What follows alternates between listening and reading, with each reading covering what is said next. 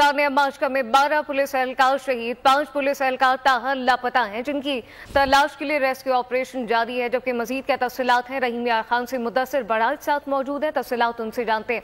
मुदस्सिर बताइएगा, मुतासरा खानदान के हमरा मौजूद हैं, क्या कुछ मालूम हो सके? जी, मैं इस वक्त मौजूद हूँ रहीम यार खान शेखजाद अस्पताल में, जहां कल सानिया माशका जो हुआ है, जिसमें 12 के करीब जो पुलिस के हैं वो शहीद हो गए हैं।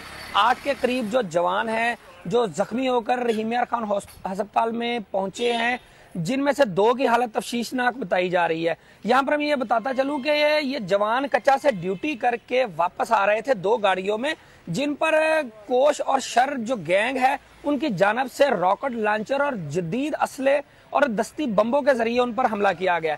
इस वक्त मेरे साथ एक जो जवान लापता हैं, यहाँ पर ये मैं बता दूं कि एक जवान ऐसे हैं जो अभी तक मिल नहीं रहे हैं।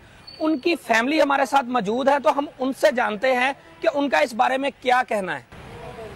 जी सर, माशका में मेरे भाई ड्यूटी कर रहे थे, तो वो लापता हैं, ना ही हमें जख्मियों में मिल रहे हैं, तो ना ही जो शहीद है हमने वहाँ पे भी देखा है, वहाँ पे नहीं है। तो हमें इस वक्त तक उनके साथ कोई कांटेक्ट भी नहीं हुआ। तो हमारा शुबा ये है कि उनको अगवा कर लिया गया, तो हमारी रिक्वेस्ट है कि हमारे भाई को जल्दी बाजियाब करवाया जाए। जी, जैसा कि आपने सुना कि एक जवान जो अभी तक लापता हैं, जिनके बारे में कुछ पता नहीं चल रहा कि वो कहाँ है, उनके जो अहले खाना है उनका यही कहना है कि शायद उनके भाई को अगवा कर लिया गया है और अभी तक इस बारे में उनको कोई अपडेट नहीं दी जा रही है।